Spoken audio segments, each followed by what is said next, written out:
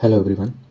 आज हम एक ऐसी पोएम के बारे में पढ़ने जा रहे हैं जो हमें सिखाती है, जो हमें ये बताती है बहुत सारी चीज़ें हम जानते हैं पर उन्हें सच में हम समझते नहीं हैं। हम जानकर भी अनजान बन जाते हैं, उन चीज़ों को भूल जाते हैं। फिर जब वो चीज़ हमारे सामने आती है तब हमें वो एक बड़े दुख में लेकर जाती है। और इस पोएम का नाम है a slumber did my spirit seal. लिखी गई है विलियम वर्ड्सवर्थ द्वारा, जो कि एक बहुत अच्छी पोएम है। This poem is about the death of a loved one. How does the poet feel when he thinks about her death? ये जो पोयम है ये किस बारे में है? Death of a loved one. Poet की एक लव्ड वन थी जिसकी डेथ हो जाती है। How does the poet feel? और पोएट कैसा फील करता है जब वो उसके बारे में, उसकी डेथ के बारे में सोचता है। How does he imagine her to be after death? और आखिरकार वो किस तरह से उसके लिए सोचता है जब उसकी डेथ हो जाती, डेथ के बाद वो किस तरह से उसके लिए सोचता है कि क्या हुआ होगा। पोएम स्टार्ट होती है, a slumber did my spirit seal. Slumber से मतलब है नींद, स्पिरिट से मतलब आप जब जानते ही हैं आत्मा या अपना अनकॉन्शियस माइंड कह सकते हैं यहाँ पर। सील मतलब लॉक कर देना, जिसका मतलब यहाँ पर निकल कर आता है। तो एक नींद, एक ऐसी नींद जिसने मेरी आत्मा है, जिसने मेरे उस अनकॉन्शियस माइंड को क्या कर दिया था, लॉक करके रख लिया था। I had no human fears. और जब ऐसा होता था, जब मैं इस अवस्था में था, जब मैं इस गहरी नींद में था, तब मेरे को कोई ह्यूमन फियर नहीं था।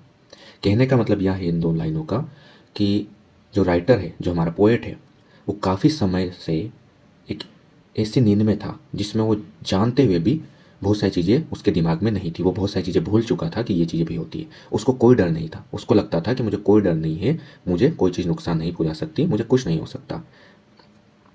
She seemed a thing date could not feel the touch of earthly years. पर यहाँ पर अब बात हो रही कि जब ये इतनी नींद में सोया था, मतलब इसका जो दिमाग है, इसकी जो आत्मा है, वो उस लोक वाले टाइम में थी, ये उस नींद में था कि उसको रियलाइजेशन नहीं था कि इसको कुछ भी चीज़ हर्ट कर सकती है, इसको कोई भी चीज़ डरा सकती है। पर अब जब वो शी यहाँ पर यूज़ किया गया है पोएट ने अपनी लव्ड वन के लिए, यहाँ पर नाम मेंशन नहीं किया गया, जिसका मतलब ये होता है कि यहाँ पर वो इकलौती है जिसके बारे में ये बात कर रहा होगा। विलियम वर्ड्सवर्थ जाने जाते हैं लूसी पोएम्स के लिए, और यहाँ पर भी माना जाता है कि उन्होंने लूसी के लिए ये पोएम लिखी है। She seemed a thing that could not feel. लेकिन जब अब ये उसको देख रहा है, अपनी बिलव्ड को देख रहा है, तो उसको देख के ऐसा लग रहा है कि वो एक थिंग हो चुकी है, एक ऐसी चीज़ जो कि फील नहीं कर सकती, उसको कुछ फील नहीं हो सकता। वो क्या फील नहीं हो सकता यहाँ पर? The touch of earthly years. Earthly years से यहाँ मतलब है वो साल, वो एज जो हमें इस दुनिया में मिलती है। तो वो एज उसको अब छू नहीं सकती, वो एज उसको टच नहीं कर सकती। जो अर्थ पे एजिंग होती है साल दर साल, उसे बोला गया है अर्थली ईयर्स। अब वो उस चीज़ को फील नहीं कर सकती, उसके टच को फील नहीं कर सकती। कौन नहीं कर सकती? इसकी beloved one. No motion has she now. अब उसको कोई मोशन भी नहीं है, मतलब वो इसके सामने पूरी डेड बॉडी उसकी है, उसकी बॉडी में कोई मोशन नहीं है, ना ही कोई फोर्स है। इसका मतलब उसकी डेथ हो चुकी है और उसकी बॉडी पोएट के सामने है, और ये उसको देख रहा है, उसका दर्द फील कर पा रहा है और अपना दर्द बयान कर रहा है कि उसको ना तो हिल पा रही है, ना ही कोई मोशन कर पा रही है, ना ही उसके अंदर कोई पावर है, ना कोई फोर्स है। She neither hears nor sees. ना तो वो सुन सकती है और ना ही देख सकती है। Rolled around in the earth diurnal course with rocks and stones and trees. अब लास्ट में बोलता है कि ना तो जब वो सुन सकती है ना वो देख सकती है, वो बस क्या है अब? Rolled around in the earth diurnal course. यहाँ से इसका मतलब है कि अर्थ का डायरनल मतलब होता है डेली, डेली जो कोर्स है अर्थ का घूमने का, वो उसके साथ साथ घूम रही है। इसका मतलब यहाँ पर यह है कि उसे दफना दिया गया है, अर्थ के अंदर, जमीन के अंदर उसको दफना दिया गया है। और अब वो घूम रही है किसके साथ?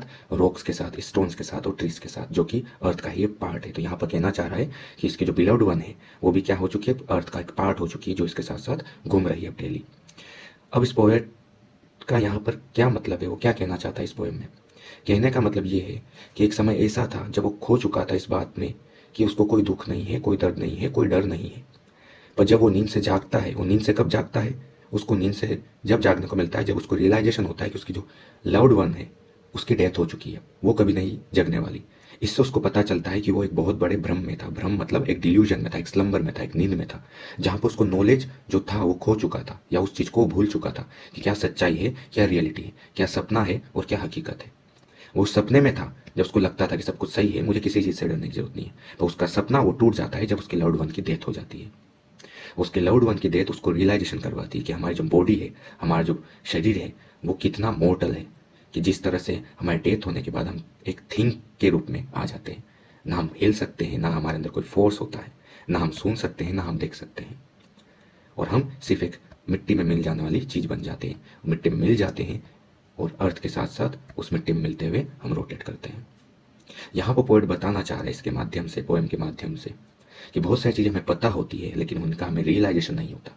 जैसे हम डेथ के बारे में जानते हैं, हम सबको पता है कि डेथ एक न एक दिन होगी, सबकी होगी, लेकिन ये जानने के बाद भी जब सच में किसी की डेथ होती है, हमारे क्लोज वन की, हमारे लव्ड वन की, तब हम उस दुख को, हम उस चीज़ को, कि हम या कोई ना कोई एक न एक दिन मरेगा, उस चीज़ को फील कर पाते हैं।